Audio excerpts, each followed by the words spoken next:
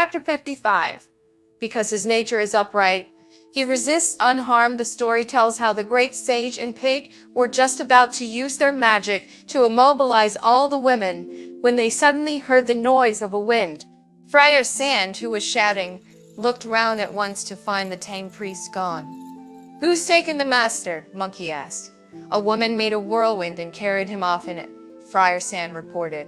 At this news, Monkey jumped up with a whoosh to stand on his cloud and shade his eyes as he looked all around. He saw the gray dust cloud of a whirlwind that was heading northwest. "Brothers," he turned back to shout, "come straight up on your clouds. We're going after the master." Pig and Friar Sand tied the luggage on a horse, and both sprang noisily into the air. All this gave such a fright to the Queen of Western Liang and her subjects that they fell to their knees in the dust and said, "He is an Arhat who has flown away in broad daylight." "Do not be alarmed, Your Majesty. The Tang Emperor's brother is a Tiana monk who has mastered the way. We were too blind to see who this man of China really was, and we allowed ourselves all that longing for nothing. Please ride back to the palace in your carriage, Your Majesty." The Queen felt ashamed as she went back into her capital with her officials, and we shall say no more of them. Monkey and the other two disciples, meanwhile, were riding their clouds through the air after the whirlwind. They chased it to a high mountain, where the gray dust settled and the wind fell, so that they did not know which way the demon had gone. The brothers brought their clouds down to land to search for the way. Suddenly, they noticed a gleaming rock shaped like a screen. Leading the horse round behind it, they found a pair of stone doors above which was written, "Deadly foe Mountain Peepaw Cave." In his ignorance, Pig went up to the doors and was about to beat on them with his rake, when Monkey rushed forward to stop him. "Don't be in such a hurry, brother," he said. "After following the whirlwind, we had to look around for a while before we found these doors. We don't know what's behind them. If they're the wrong doors, we'd stir up trouble offending the wrong people, and we don't want to do that. You two, take the horse round to the front of the rock screen and... Wait a moment. I'm going to take a look around and find out what's happening here. Then it'll be much easier to know what to do." Friar Sand liked this idea. "Splendid, splendid," he said. "You found a subtle solution when things were looking rough, the calm way out of the crisis." The two of them then led the horse to the other side of the rock screen. Monkey then showed his magic powers. Making a spell with his hands and saying the words, he shook himself and turned into an exquisite bee. Just look at him. Fine wings bending in the wind, a narrow waist gleaming with the sun. With his sweet mouth he searched for stamens, while the sting in his tail killed toads. Great was his achievement in making honey, and he always entered the hive with courtesy. Now Bee would use a brilliant plan as he flew in under the eaves of the doorway. Monkey squeezed in through the crack between the outer doors, then past the inner doors to see a female monster sitting in a flower pavilion with serving girls in brightly colored embroidered clothes and their hair sticking upwards in two bunches. They were all very pleased, but he could not hear what they were talking about. Monkey flew up to them very quietly, perched on the lattice of the pavilion, and cocked his ear to listen. He saw two women with their tangled hair tied in a bun carrying two piping hot dishes of food to the pavilion and saying, "Madam, this dish has steamed rolls with human flesh in them, and that one has vegetarian ones with sweet bean paste fillings." "Little one," said the she-devil with a smile, "bring the Tang Emperor's brother out." Some of the serving girls in embroidered clothes went to the room at the back to help the Tang priest out. His face was sallow, his lips white, and his eyes red as the tears streamed down his face. "The master's been drugged," thought Monkey with a silent sigh. The she-devil went down from the pavilion and showed her 10 fingers that were as delicate as spring onions as she grabbed hold of Sanzang and said, "Don't worry, Emperor's brother. This may not be as rich and splendid as the palace in the womanland of Western Liang, but it's peaceful and comfortable, and an ideal place for reciting the Buddha's name and reading the scriptures. With me as your companion, we'll be able to live in harmony till we're 100. Sanzang said nothing. "Don't be upset," the she-devil said. "I know that you had nothing to eat or to drink at your banquet in Womanland. Here are 2 dishes, one of meat and one of vegetarian food. Won't you take some to calm your nerves?" Sanzang thought deeply. If I say nothing and eat nothing, this she-devil may murder me. She is worse than the queen, who is at least human and knew how to behave. What am I to do? My disciples don't know that I'm a prisoner here. If I let her murder me, I'll be throwing my life away for nothing." Though he racked his brains, he could find no other plan. So he pulled himself together and asked, "What is the meat dish and what is the vegetarian one?" "The meat one is steamed rolls stuffed with human flesh, and the vegetarian one steamed rolls with sweet fillings," the she-devil replied. "I would like some of the vegetarian ones," said Sanzang. "Servant girls," said the she-devil, "bring hot tea and give your master some vegetarian steamed rolls." A servant girl then brought in a tray of tea that she set before the Tang priest. The she-devil broke a vegetarian roll open and handed it to Sanzan, who offered a whole meat one to her. "Why won't you open it for me, Emperor's brother?" the she-devil asked with a smile. "I'm a man of religion, so I would not dare to break meat food," said Sanzang. "In that case," said the she-devil, "why did you eat wedding cake at the Motherhood River? And why are you insisting on eating bean paste now?" To this Sanzang replied, "When the river is high, I'm carried away. When bogged down, I have to slow down." Monkey, who could hear from his perch in the lattice just how friendly their conversation was getting, started worrying that the master's true nature might become disturbed. It was more than he could bear, so he resumed his own appearance and brandished his cudgel with a shout of "Behave yourself, you evil beast." When the she-devil saw him, she spat out smoke and light that covered the pavilion and told her underlings to shut the Tang priest away. Then she seized her steel trident and leapt out through the door of the pavilion, shouting abusively, "Hooligan ape! How dare you sneak into my house to set your dirty eyes on me? Stay where you are and take this." The great sage parried the lunge from her trident and fell back, fighting all the way. When they came to the outside of the cave where Pig and Friar Sand were waiting, the sight of the hard-fought battle so alarmed Pig that he led the white horse over to Friar Sand and said, "Look after the horse and the luggage. I'm joining in." The splendid idiot then raised his rake with both hands and rushed forward with a shout, "Stand back, brother, while I kill this vicious beast." Seeing Pig coming, the she-devil used another kind of magic to breathe fire out of her nose and smoke from her mouth as she shook herself and charged him with her trident, flying and dancing. Goodness only knows how many hands she had as she somersaulted towards them, lashing out furiously. Monkey and Pig were both fought to a standstill. "Sun Wukong," said the she-devil, "you don't know when to keep your head down. I know who you are, but you don't recognize me. Even your Tathagata Buddha from the Thunder Monastery is afraid of me. Where do you think you two little wretches are going to get? Come here, all of you, and watch me beat every one of you." It was a fine battle. Great was the she-devil's prowess as the Monkey King's anger rose. Then Marshal Tian Peng joined in the fight, showing off wildly wielding his rake. One was a many-handed mistress of the trident, surrounding herself with smoke and with light. The other two were impatient and their weapons powerful as they stirred up many a cloud of mist. The she-devil was fighting to win a mate, but the monk could never lose his vital seed. Ill-matched male and female fought it out, each showing heroism in the bitter struggle. Calmly, the female had built up her strength, longing for action. The male was on guard in his love of pure stillness. This made peace between them impossible as Trident fought for mastery with cudgel and rake. Powerful was the cudgel, even stronger the rake. But the she-devil's trident was a match for them both. Nobody would yield on Deadly Foe Mountain. Nobody would yield on Deadly Foe Mountain. No mercy was given outside Peepaw Cave. One was happy at the thought of the Tang priest as a husband. The other two were going with him to collect the scriptures. Heaven and earth were alarmed by the battle, which darkened sun and moon, and displaced all the stars. When the three of them had been fighting for a long time without anyone emerging as victor, the she-devil shook herself and used the sting in her tail to jab the great sage in the head. Monkey yelled in agony at the unbearable pain and fled, defeated. Seeing that things were going badly, Pig withdrew too, dragging his rake behind him. The victorious she-devil put her steel trident away. Monkey had his hands round his head and his face screwed up in agony as he shouted, "It's terrible! It's terrible!"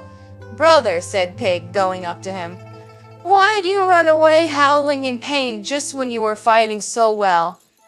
Agony, agony, groaned Brother Monkey, still holding his head. Is it an attack of your migraine?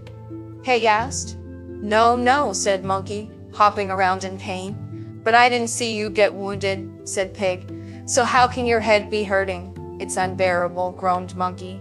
Just when she saw that I was beginning to beat her trident, she braced herself and jabbed me in the head. I don't know what weapon she used, but it's made my head ache so unbearably that I had to run away, beaten. In quiet places, you're always boasting that your head was tempered and the head was tempered and the head was tempered in the fairness, said Pig with a laugh. So why was that too much for you? Yes, replied Monkey. After my head was refined, I stole the magic peaches and immortal wine and Lord Laozi's golden elixir tablets. When I made havoc in heaven, the Jade Emperor ordered the strong-armed Demon King and the 28 constellations to take me to be beheaded at the Dipper and Bull Palace. The gods used their cutlasses, axes, hammers, and swords on me, struck me with thunderbolts, and burned me with fire.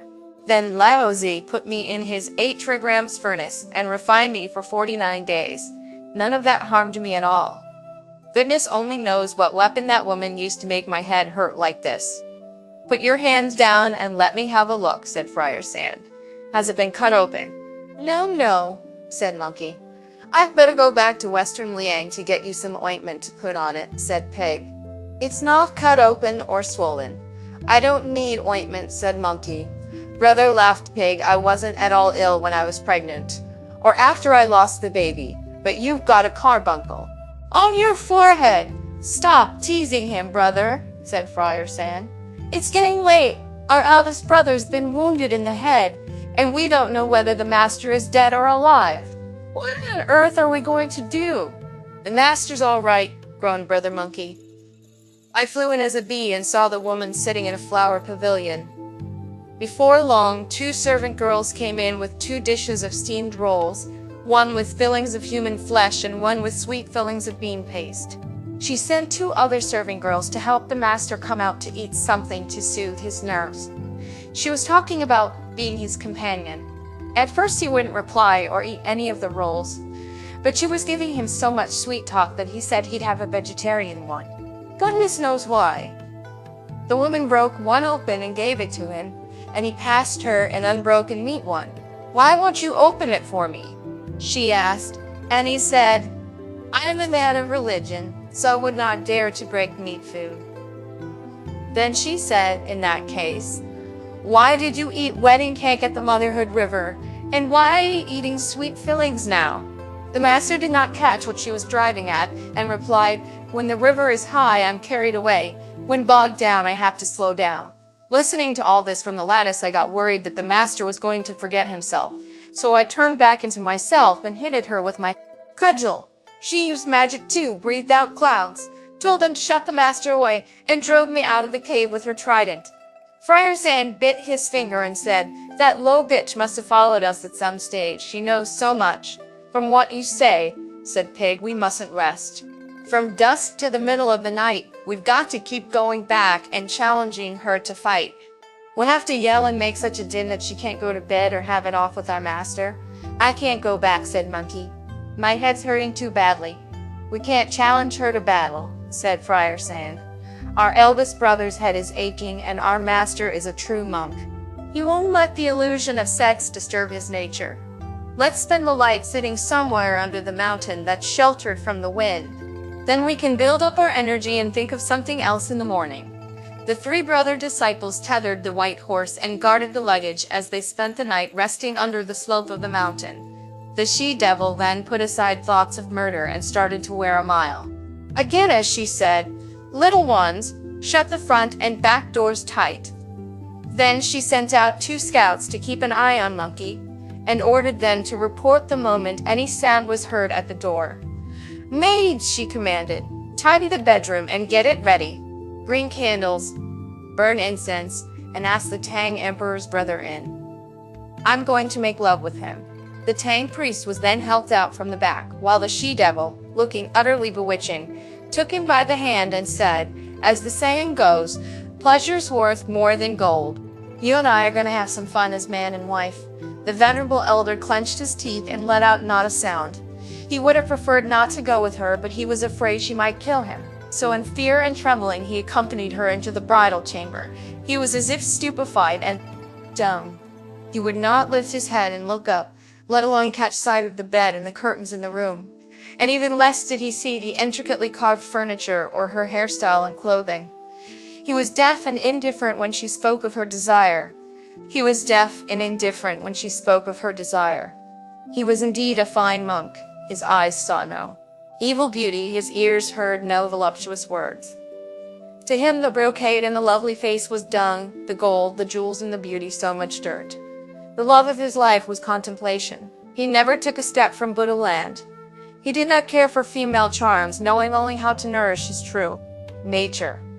The she-devil was full of life and unbounded desire. The venerable monk seemed almost dead, his mind fixed on meditation. One was soft jade and warm fragrance. The other was dead ash and withered wood. One spread open the bridal sheets full of voluptuousness. The other fastened his tunic more tightly, his heart ever true. One longed to press her breasts against him and entwine their limbs in rapturous union. The other wanted only to sit facing the wall like the monk Bodhidharma. The she-devil took off her clothes, displaying her smooth skin and fragrant body. The she-devil took off her clothes, displaying his robes together, covering the roughness of his hide and flesh. The she-devil said, "There is room on my pillow and under my sheet. Why not come to bed?" The Tang priest replied, "My head is shaven and I wear monk's robes. I may not join you." She said, "I would like to be Lu Kuchui in the story." He replied, "But I am not like the monk of the moonlight." The she-devil said, "I am more lovely than Exa she herself. Long was the king of you buried on her account," the monk replied. "Do you remember the lines?" the she-devil asked. "I'm willing to die and be buried under flowers. Even as a ghost shall I live and love." To this, the Tang priest replied, "My true masculinity is my great treasure. I could not lightly give it to a bag of bones like you."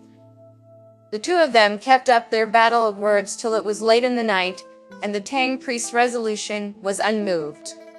The she-devil kept tugging at his clothes, refusing to let go of him, while the master kept up his resistance. The struggle went on till the middle of the night, when the she-devil finally lost her temper and called, "Bring rope, little one." Sadly, she had her beloved man tied up like a dog and dragged out like a dog and dragged outside to the portico. Then the silver lamps were blown out, and everyone went to bed for the night. Before they knew it, the cocks had crowed 3 times. On the mountainside, the great sage monkey leaned forward and said, "This head of mine ached for a while, but now it doesn't hurt or feel numb. It's just a bit itchy." "If it's itchy, then what about letting her jab it again for you?" said Pig with a grin. "We've got to make her let him go," said Monkey, spitting. Let him go," mocked Pig. "I bet our master spent last night having a go." "Stop arguing, you two," said Friar Sand. "It's light now. We've got to capture that demon as quickly as we can." "Brother," said Monkey, "you stay here and look after the horse. Don't move." "Pig, come with me." The idiot braced himself, tightened the belt round his black cotton tunic, and went with Monkey as each of them leapt up to the top of the car and arrived beneath the stone screen, weapon in hand. "You stand here," said Monkey. "I'm afraid that the she-devil may have harmed them, master, during the night, so wait while I go in and find out. If he was seduced by her into losing his primal masculinity and ruining his virtue, then we'll all split up. But if he kept his spirit firm and his Dhyana heart was unmoved, we'll have to hold out till we've killed the she-devil and rescued the master. Then we can head west." "Idiot," said Pig. "As the saying goes, can a dried fish be a cat's pillow? Even if she didn't succeed, she'll have had a good grab at him." "Stop talking such nonsense," said Monkey. "I'm gonna have a look." The splendid great sage took his leave of Pig and went round the rock screen. Then he shook himself, turned back into a bee, and flew inside, where he saw 2 serving girls sound asleep with their heads pillowed on their watchkeepers' clappers and gongs. When he reached the flower pavilion, he found that the devils were still asleep, exhausted after being up half the night, and not aware that it was dawn. Monkey then flew on to the back of the cave, where he could half hear Sanzang's voice. He looked up to see the master with his hands and feet all roped together under the portico. Landing lightly on Sanzang's head, he said, "Master." Recognizing his voice, Sanzang said, "Is that you, Wukwang? Rescue me." "Did you have a good time last night?" Monkey asked. "I would have died first," Sanzang replied through clenched teeth. "Yesterday it looked to me that she was in love with you," Monkey continued. "So why has she been torturing you like this?" "She pestered me for half the night," Sanzang replied, "but I never undid my clothes or even touched the bed. She only tied me up and left me here when she saw that I was not going to give in to her. Whatever happens, you must rescue me so that I can go and fetch the scriptures." By now their conversation had woken the she-devil up. Ferocious though she was, she still could not bear to leave Sanzang. As she woke up and sat up, she heard him saying, "Fetch the scriptures," rolled straight out of bed and shrieked, "What do you want to go and fetch scriptures for instead of being my husband?" This alarmed Monkey, who left the master, spread his wings, flew out, turned back into himself, and shouted for Pig. The idiot came round the stone screen and asked, "Well, did it happen?" "No," laughed Monkey, "it didn't. She kept pawing him, but he wouldn't go along with her, so she lost her temper and tied him up. Just when he was telling me what had happened, the fiend woke up, and I had to rush out in a panic." "What did the master say?" Pig asked. "He told me that he never undid his clothes," Monkey replied, "and never even touched the bed." "That's wonderful," said Pig. "He's a true monk. Let's go and save him." The idiot was too crude to bother with arguing. He lifted his rake and brought it down with all his might against the doors, smashing them to pieces. This gave the serving girls, who were asleep with their heads pillowed on their watchkeepers' clappers and gongs, such a fright that they ran to the inner doors shouting, "Open up! The two ugly men who came here last night have smashed the front doors down." The she-devil was just coming out of her bedroom when 4 or 5 serving girls came rushing in to report, "Madam, the two ugly men who were here yesterday have come back and smashed the front doors down." On hearing this, the she-devil ordered, "Little ones, boil water at once for me to wash and comb my hair." Then she told them, "Carry the emperor's brother roped up as he is and lock him up in the back room. I'm going to have to fight them." Out went the splendid monster, brandishing her trident and shouting abusively, "Vicious ape! Dirty hog! Ignorant beast! How dare you come knocking down my doors? Filthy warp!" Pig retaliated, "You tie our master up, and then you have the nerve to talk tough like that. You tried to seduce our master into being your husband. Give him back now, and we'll spare your life. If there's so much as a hint of a no from you, this rake of mine will smash your whole mountain down." The demon did not allow any more argument, but summoned up her spirits and used the same magic as before, to breathe out smoke and fire as she thrust at Pig with her steel trident, swerving aside. To avoid the blow, Pig struck back with his rake. When Monkey joined in to help him with his cudgel, the she-devil used more magic to give herself endless pairs of hands with which to parry their weapons to left and to right. When they had fought 4 or 5 rounds, the mystery weapon jabbed Pig in the lip, making him flee for his life, dragging his rake behind him and pressing a hand to his mouth. Monkey, who was also rather scared of her, fainted with his cudgel and fled in defeat too. The she-devil went back into her cave in victory, telling her underlings to build up a temporary outer barrier with rocks. Friar Sand heard piggish groans as he was pasturing the horse, and looked up to see Pig coming towards him with his hand on his face and moaning. "What's up?" Friar Sand asked. "It's terrible, terrible," the idiot groaned. "The pain, the pain, the pain." He was still complaining when Monkey turned up too, saying with a grin, "Idiot, yesterday you wished me a carbuncle on my forehead, and today you've got one on your lip." "I can't bear it," groaned Pig. "It's agony, it's excruciating." Just as the 3 of them were at a loss as to what to do, an old woman came by with a green bamboo basket carrying wild vegetables from the green bamboo basket carrying wild vegetables from hills to the south. "Brother," said Friar Sand to Monkey, "that woman's coming this way. I'll ask her who this evil spirit is, and what weapon she has that causes such terrible wounds. You stay here while I go and ask her, Monkey said, and taking a quick look, he saw that there was a halo of auspicious cloud directly above the old woman's head, and that fragrant mists were all round her. Recognizing who it was, Monkey called out, "Helen Kowtow, brothers. This lady is the Bodhisattva." This so surprised them that Pig kowtowed despite his pain. Friar San bowed low as he held the horse, and Monkey fell to his knees and called, "I submit to the merciful and compassionate deliverer from suffering." The miraculously responding Bodhisattva, Guanyin. Seeing that they had recognized her, the Bodhisattva rose up into midair on her auspicious cloud and appeared in her true form as the carrier of the fish basket. Going up into the sky with her, Monkey kowtowed and reported, "Bodhisattva, please forgive your disciple for failing to come to meet you.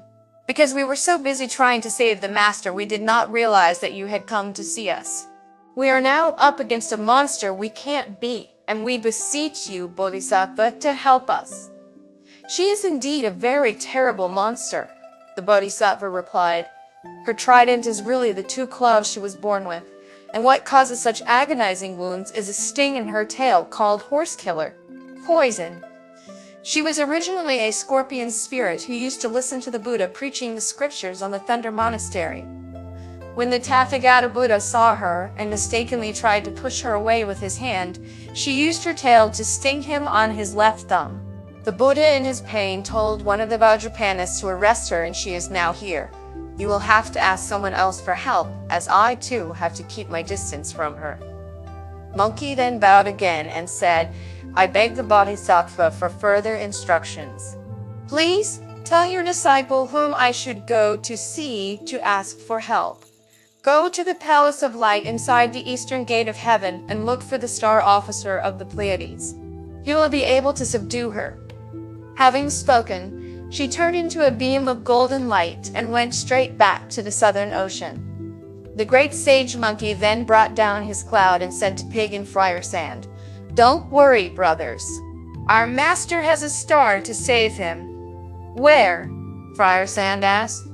"The Bodhisattva has just told me to ask the help of the Star Officer of the Pleiades," Monkey said. "I'm off, brother," groaned Pig, his hand still on his mouth. "Please ask the Star Lord for some ointment to stop this pain." "You need any ointment," laughed Monkey. "After a night's pain, it'll get better, just as mine did last night." "Stop all that talk," said Friar Sand, "and get there as fast as you can." The splendid Monkey set off at once on his somersault cloud and was outside the Eastern Gate of Heaven in an instant. The heavenly King Barudhaka suddenly appeared to greet him courteously and asked, "Where are you going, great sage?" "I want to go to the Palace of Light to see the Star Lord of the Pleiades, because the Tang priest I'm escorting to the west to fetch the scriptures is being pestered by a devil," Monkey said. Then the four marshals Tao, Zhang, Zin, and Deng appeared to ask Monkey where he was going. "I'm looking for the Star Officer of the Pleiades to subdue a demon and rescue my master," he said.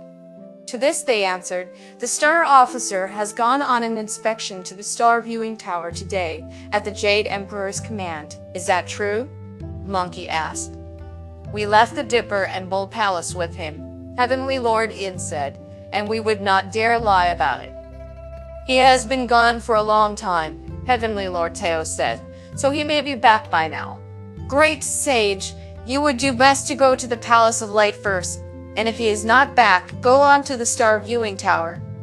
This delighted the great sage, who took his leave of them and went to the gate of the Palace of Light. Finding that the Star Officer was indeed not there, he was just about to leave when he noticed a column of soldiers outside. Behind them was the Star Lord returning in his court dress sewn with golden thread. This is how he looked. The 5 peak pins in his hat gleamed gold. The mountain and river tablet he held was of the finest jade.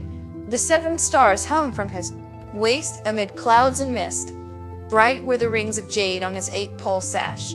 His pendants chimed with a rhythmical sound. The wind rushing past made a noise like bells. The Star Officer of the Pleiades came holding his kingfisher fin, while clouds of heavenly incense filled the hall. When the soldiers in the front rank saw Monkey standing outside the Palace of Light, they hurried back to report, "My lord, the great sage sun is here." The Star Officer put away his clouds and tidied his court dress. Then when the attendants carrying his insignia of office stood aside to left and right, he stepped forward to greet Monkey courteously and asked, "Why are you here, great sage? I have come especially to pay my respects and beg you to rescue my master from disaster," Brother Monkey replied. "What disaster, and where?" the Star Officer asked. "He is in the Pipa Cave on Deadly Foe Mountain in western Liang," Monkey replied. "What evil monster is there in the cave that you should need to send for me?" asked the Star Officer.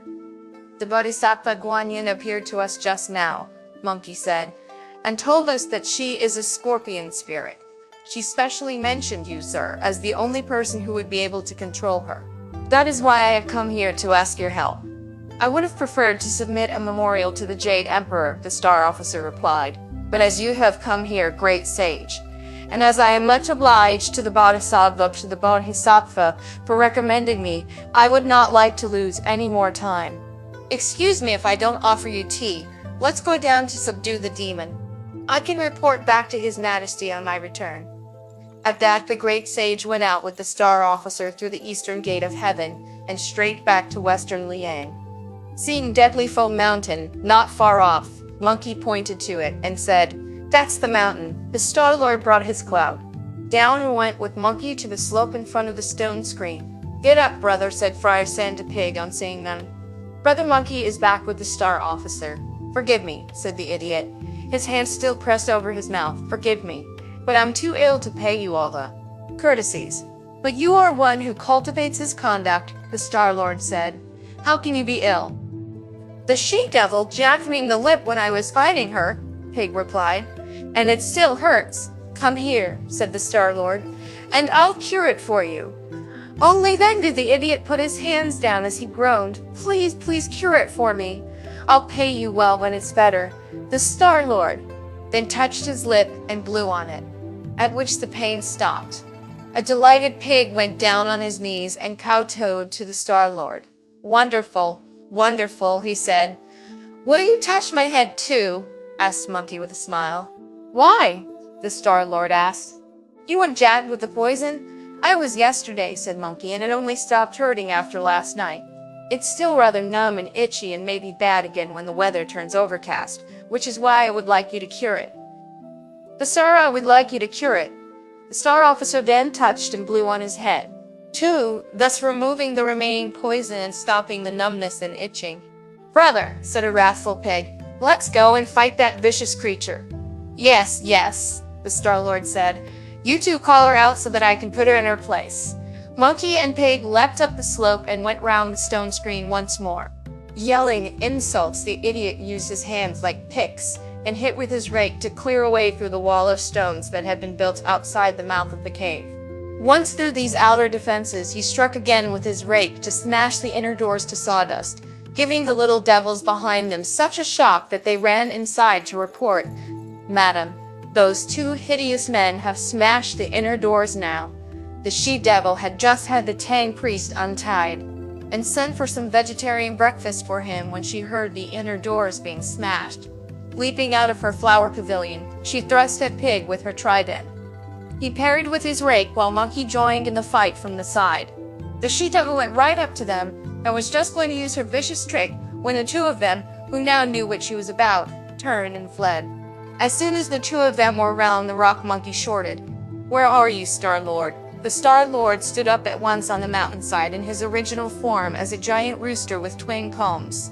When he raised his head, he was 6 or 7 feet tall, and as soon as he crowed, the monster reverted to her true appearance as a scorpion spirit the size of a pipa mandolin. When the Star Officer crowed again, the monster's whole body crumbled in death. There is a poem as evidence that goes, "With fancy combs and a tasseled neck, hard claws, long spurs, and angry eyes, nobly he leaps, complete in all his powers, towering majestic as 3 times he cries. He is no common fowl who by a cottage crows, but a star down from the sky in all his glory." Vainly the vicious scorpion took a human form. Revealed now as herself, she ends her story. Pig went forward and said, 1 foot planted on the monster's back, "Evil beast, you won't be able to use your horse killer poison this time." The monster did not move, whereupon the idiot pounded her to mincemeat with his rake.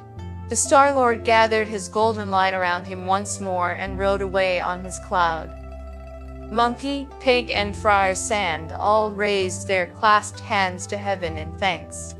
"We have put you to much trouble," they said. "We shall go to your palace to thank you another day."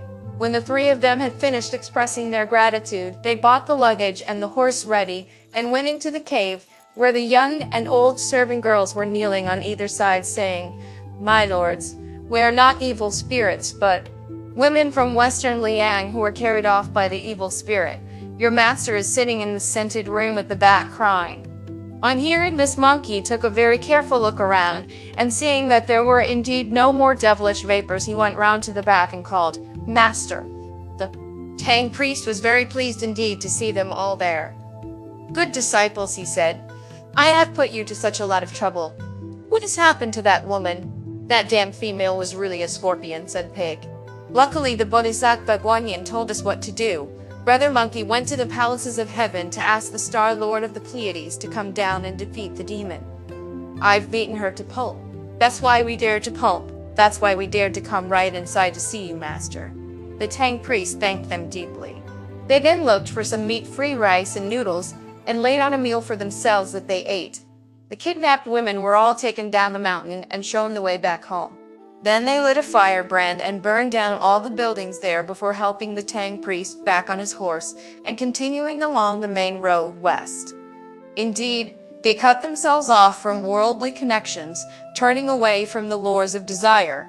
By pushing right back the ocean of gold, in their minds and their hearts their awareness was higher.